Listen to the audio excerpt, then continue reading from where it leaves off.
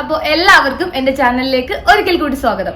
അപ്പോൾ ഇന്ന് ഞാൻ വന്നിരിക്കുന്നത് ഒരു സിമ്പിൾ ആയിട്ട് നല്ല അടിപൊളിയായിട്ട് ഉണ്ടാക്കാൻ പറ്റുന്ന ഒരു റെസിപ്പി ആയിട്ടാണ്. അപ്പൊ ഞാൻ ഇന്ന് ഉണ്ടാക്കാൻ പോകുന്നത് ഓട്സും പിന്നെ നിറയെ പ്രോട്ടീൻസ് ഒക്കെ ഉള്ള ഒരു ദോശയാണ്. നമുക്ക് വെയിറ്റ് ലോസിനും പിന്നെ ഷുഗർ ഉള്ളവർക്കായാലും കൊളസ്ട്രോൾ ഉള്ളവർക്കായാലും ഒക്കെ കഴിക്കാൻ പറ്റുന്ന ഡിന്നറായിട്ടും പിന്നെ ബ്രേക്ക്ഫാസ്റ്റ് ആയിട്ടും കഴിക്കാൻ പറ്റുന്ന ഒരു അടിപൊളി ദോശയാണ്. അപ്പൊ നമുക്ക് എങ്ങനെ ഉണ്ടാക്കാൻ നോക്കിയാലോ. നമ്മുടെ പ്രോട്ടീൻ റിച്ച് ആയിട്ടുള്ള ഓട്സ് ദോശയ്ക്ക് വേണ്ട ഇൻഗ്രീഡിയൻസ് ആണ് ഞാനിവിടെ റെഡിയാക്കി വെച്ചിരിക്കുന്നത്. അപ്പൊ അതിനായിട്ട് വേണ്ട ആദ്യം തന്നെ ഞാൻ 1 കപ്പ് ഓട്സ് എടുത്തിട്ടുണ്ട്. നമ്മുടെ നോർമൽ ഓട്സ് ആട്ടോ. നിങ്ങളുടെ അടുക്കൽ റോൾഡ് ഓട്സ് ആവുള്ളെങ്കിൽ അത് വേണ്ടി എടുക്കാം. പിന്നെ ഒരു 1/4 കപ്പ് നമ്മുടെ ചെറുപയർ എടുത്തിട്ടുണ്ട്. പിന്നെ ഒരു 1/4 കപ്പ് ഉഴുന്നുപരിപ്പ് എടുത്തിട്ടുണ്ട്. പിന്നെ 1 ടീസ്പൂൺ ഉലുവ, ഒരു ടീസ്പൂണോ അല്ലെങ്കിൽ ഒരു ഇത്തിരിയും കൂടെ ആയാലും കുഴപ്പമൊന്നുമില്ല കേട്ടോ. ഉലുവ, പിന്നെ ഒരു 1/4 കപ്പ് കടല, പിന്നെ ഒരു 1/4 കപ്പ് മസൂർ ദാൽ. മസൂർ ദാലിന് പകരം കടലപ്പരിപ്പ് ഉള്ളെങ്കിൽ അത് വേണമെങ്കിൽ യൂസ് ചെയ്യാം കേട്ടോ. അപ്പൊ ഇത്രയും സാധനങ്ങളും കൂടി ഞാൻ എടുത്തിട്ടുണ്ട്. അപ്പൊ നമ്മുടെ ഈ പരിപ്പ് ഐറ്റംസ് ഉണ്ടല്ലോ, ഞാൻ ഒന്ന് കഴുകി എടുക്കട്ടെ. ഓട്സ് അപ്പൊ ഇതിന്റെ കൂടെ കഴുകണ്ട, ഇതിന്റെ കൂടെ കഴുകി കഴിഞ്ഞാൽ കുതിർന്നങ്ങ് നാശമായി പോകും. അപ്പൊ എന്തായാലും ഞാനൊന്ന് കഴുകി എടുത്തിട്ട് വരാം. നമ്മുടെ പരിപ്പുകളെല്ലാം ഒന്ന് കഴുകി എടുത്തിട്ടുണ്ട്. ഇനി അപ്പൊ നമുക്ക് ഇതിലേക്ക് നമ്മുടെ ഓട്സ് ചേർത്ത് കൊടുക്കാം. ഓട്സ് ചേർത്ത് കൊടുത്തിട്ട് പിന്നെ 1 കപ്പ് വെള്ളവും കൂടി ചേർത്ത് കൊടുത്തിട്ട് നമുക്ക് നന്നായിട്ട് ഒന്ന് കുതിരാനായിട്ട് വെക്കും. അപ്പൊ ഞാൻ ഒരു 1/4 കപ്പ് വെള്ളം കൂടി ചേർത്ത് കൊടുത്തിട്ടുണ്ട് കേട്ടോ. കാരണം 1 കപ്പ് ഒഴിച്ചപ്പോഴത്തേക്ക് അത്രയ്ക്ക് അങ്ങോട്ട് കുതിർന്നായിട്ട് തോന്നിയില്ല. അപ്പൊ ഞാൻ കുറച്ച് വെള്ളം കൂടി ഒഴിച്ചു കൊടുത്തിട്ടുണ്ട്. നമ്മൾ കുതിർക്കാനിട്ട ഓട്സും നമ്മുടെ കടലയും എല്ലാം നന്നായിട്ട് കുതിർന്ന് വന്നിട്ടുണ്ട്. അപ്പൊ ഇനി നമുക്കിതൊന്ന് അരച്ചെടുക്കാം. അപ്പൊ ഞാൻ നമ്മുടെ ഓട്സും നമ്മുടെ പയറും എല്ലാം മിക്സിയുടെ ജാറിലേക്ക് ആക്കിയിട്ടുണ്ട്. ഇത് നമ്മൾ കുതിരാനിട്ട ആ സെയിം വെള്ളം തന്നെ ഞാൻ എടുത്തത് കേട്ടോ. കാരണം ഓട്സ് നമ്മൾ ആദ്യം തന്നെ പയറും എല്ലാം കഴുകിയിട്ടാണ് നമ്മൾ ഇതിലേക്ക് ഓട്സ് ചേർത്തിട്ടുള്ളത്. അപ്പൊ ഇനി നമ്മൾ ആ വെള്ളം കഴുകി കളയുവാണെങ്കിൽ ഓട്സ് മുഴുവൻ കുതിർന്നങ്ങ് പോകത്തില്ലേ. അപ്പൊ ഞാൻ ആ സെയിം വെള്ളം തന്നെയാണ് എടുത്തേക്കുന്നത്. ഇനി ഇതിലേക്ക് ഒരു 1/4 ടീസ്പൂൺ ചെറിയ ജീരകം, നമ്മുടെ നല്ല ജീരകം, പിന്നെ ഒരു കഷ്ണം ഇഞ്ചി, ഇത്രയും വലുപ്പത്തിലുള്ള ഒരു കഷ്ണം ഇഞ്ചിയാണ് ഞാൻ എടുത്തിരിക്കുന്നത്. അതൊന്ന് കട്ട് ചെയ്തിട്ട് കൊടുക്കാം കേട്ടോ. ഞാൻ കട്ട് ചെയ്യണമെന്ന് കരുതി ഞാനങ്ങ് വിട്ടുപോയി.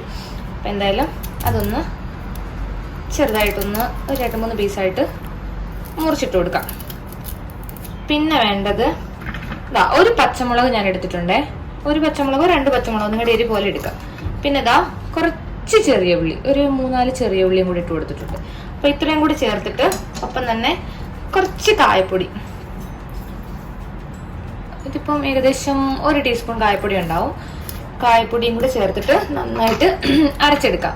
അരച്ച ശേഷം നമുക്ക് ഉപ്പ് ചേർക്കാം. അപ്പൊ നമ്മുടെ പ്രോട്ടീൻ ദോശയ്ക്കുള്ള മാവ് ഇവിടെ റെഡി ആയിട്ടുണ്ട്. നല്ല കറക്റ്റ് പാകമാണ്. നല്ല മയത്തിൽ നന്നായിട്ട് അരിഞ്ഞു വന്നിട്ടുണ്ട്. കായത്തിന്റെ ഒക്കെ ഒരു മണമൊക്കെ ഉണ്ട്. അപ്പൊ നിങ്ങൾക്ക് ഇതിലേക്ക് ആവശ്യത്തിനുള്ള ഉപ്പും കൂടെ ചേർത്തിട്ട് നമുക്കിത് പുളിക്കാനൊന്നും വെക്കണമെന്നൊന്നുമില്ല.